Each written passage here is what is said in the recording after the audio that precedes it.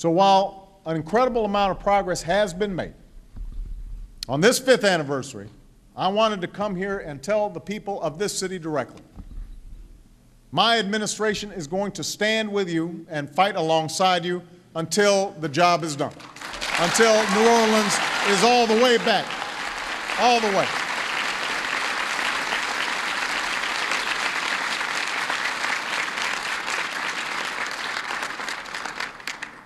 When I took office, I directed my cabinet to redouble our efforts, to put an end to the turf wars between agencies, to cut the red tape and cut the bureaucracy. I wanted to make sure that the federal government was a partner, not an obstacle, to recovery here in the Gulf Coast. And members of my cabinet, including EPA Administrator Lisa Jackson, who grew up in Pontchartrain Park, they've come down here dozens of times. Sean Donovan's come down here dozens of times. This is not just to make appearances. It's not just to get photo ops. They came down here to listen and to learn and make real the changes that were necessary so that government was actually working for you. So, for example, efforts to rebuild schools and hospitals, to repair damaged roads and bridges, to get people back to their homes. They were tied up for years in a tangle of disagreements and Byzantine rules. So when I took office, working with your outstanding delegation, particularly Senator Mary Landrieu, we put in place a new way of resolving disputes. We put in place a new way of resolving disputes so that funds set aside for rebuilding efforts actually went toward rebuilding efforts. And as a result, more than 170 projects are getting underway. Work on firehouses and police stations and roads and sewer systems and health clinics and libraries and universities. We're tackling the corruption and inefficiency that has long plagued the New Orleans Housing Authority. We're helping homeowners rebuild and making it easier for renters to find affordable options. And we're helping people to move out of temporary homes. You know, when I took office, more than 3 years after the storm, tens of thousands of families were still stuck in disaster housing, many still living in small trailers that had been provided by FEMA. We were spending huge sums of money on temporary shelters when we knew it would be better for families and less costly for taxpayers to help people get into affordable, stable, and more permanent housing. So we've helped make it possible for people to find those homes, and we've dramatically reduced the number of families in emergency housing. On the health care front, as a candidate for president, I pledged to make sure we were helping New Orleans recruit doctors and nurses and rebuild medical facilities, including a new veterans hospital. Well, we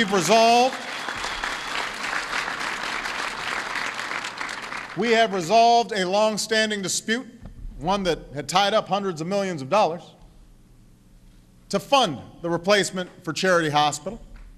And in June, Veteran Secretary Rick Shinseki came to New Orleans for the groundbreaking of that new VA hospital. In education, we've made strides as well. As you know, schools in New Orleans were falling behind long before Katrina. But in the years since the storm, a lot of public schools opened themselves up to innovation and to reform. And as a result, we're actually seeing rising achievement. And New Orleans is becoming a model of innovation for the nation. This is yet another sign that you're not just rebuilding, you're rebuilding stronger than before. Just this Friday, my administration announced a final agreement on $1.8 billion for Orleans Parish schools.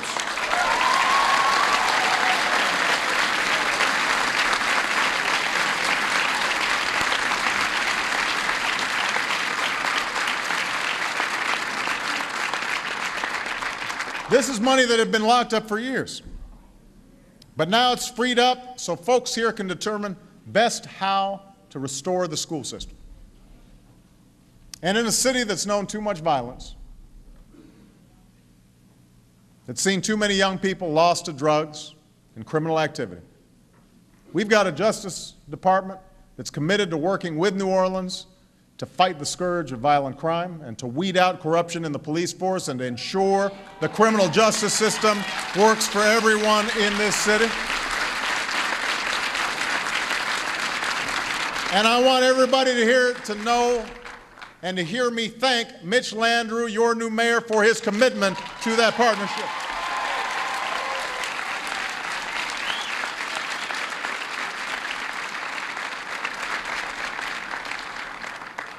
Now, even as we continue our recovery efforts, we're also focusing on preparing for future threats so that there's never another disaster like Katrina. The largest civil works project in American history is underway to build a fortified levee system. And just as I pledged as a candidate, we're going to finish this system by next year so that this city is protected against a 100-year storm. We should not be playing Russian roulette every hurricane season.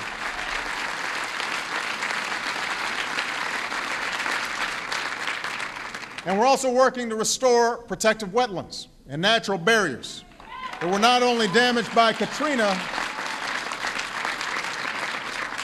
that were not just damaged by Katrina, but had been rapidly disappearing for decades. In Washington, we are restoring competence and accountability. I am proud that my FEMA director, Craig Fugate, has 25 years of experience in disaster management in Florida.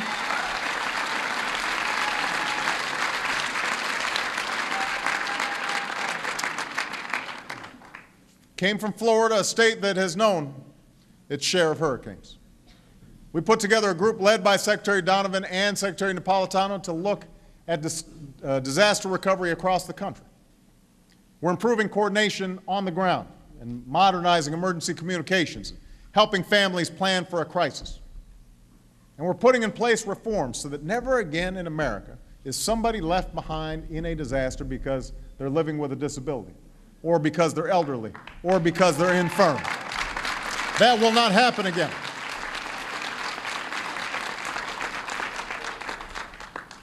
Finally, even as you've been buffeted by Katrina and Rita, even as you've been impacted by the broader recession that has devastated communities across the country, in recent months, the Gulf Coast has seen new hardship as a result of the BP Deepwater Horizon oil spill. And just as we've sought to ensure that we're doing what it takes to recover from Katrina, my administration has worked hard to match our efforts on the spill to what you need on the ground. And we've been in close consultation with your governor, your mayors, your parish presidents, your local government officials. And from the start, I promised you two things. One is that we would see to it that the leak was stopped, and it has been.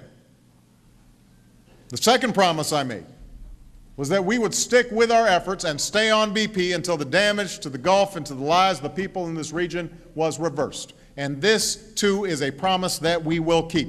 We are not going to forget. We are going to stay on it until this area is fully recovered.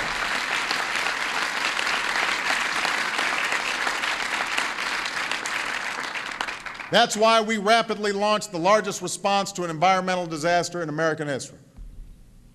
47,000 people on the ground, 5,700 vessels on the water to contain and clean up the oil. When BP was not moving fast enough on claims, we told BP to set aside $20 billion in a fund managed by an independent third party to help all those whose lives have been turned upside down by the spill. And we will continue to rely on sound science, carefully monitoring waters and coastlines as well as the health of the people along the Gulf to deal with any long-term effects of the oil spill. We are going to stand with you until the oil is cleaned up, until the environment is restored, until polluters are held accountable, until communities are made whole, and until this region is all the way back on its feet.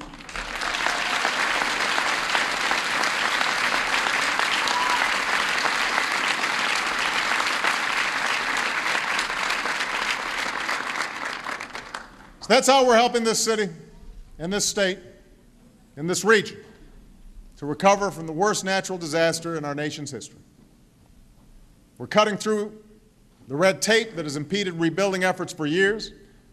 We're making government work better and smarter in coordination with one of the most expansive nonprofit efforts in American history. We're helping state and local leaders to address serious problems that had been neglected for decades, problems that existed before the storm came and have continued after the waters receded, from the levee system to the justice system, from the healthcare system to the education system. And together, we are helping to make New Orleans a place that stands for what we can do in America, not just for what we can't do. Ultimately, that must be the legacy of Katrina. Not one of neglect, but of action. Not one of indifference, but of empathy. Not of abandonment, but of a community working together to meet shared challenges.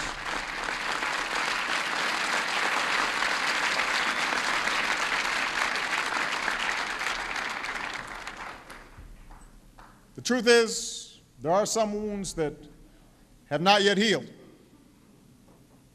And there's some losses that can't be repaid. And for many who lived through those harrowing days 5 years ago, there's searing memories that time may not erase. But even amid so much tragedy, we saw stirrings of a brighter day.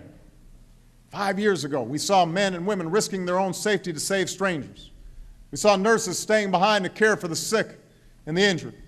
We saw families coming home to clean up and rebuild, not just their own homes, but their neighbors' homes as well. And we saw music and Mardi Gras and the vibrancy, the fun of this town undiminished. We've seen many return to their beloved city with a newfound sense of appreciation and obligation to this community. When I came here 4 years ago, one thing I found striking was all the greenery that had begun to come back. And I was reminded of a passage from the book of Job. There is hope for a tree, if it be cut down, that it will sprout again, and that its tender branch will not cease. The work ahead will not be easy, and there will be setbacks. There will be challenges along the way. But thanks to you, thanks to the great people of this great city, New Orleans is blossoming again. Thank you, everybody. God bless you. And God bless the United States of America.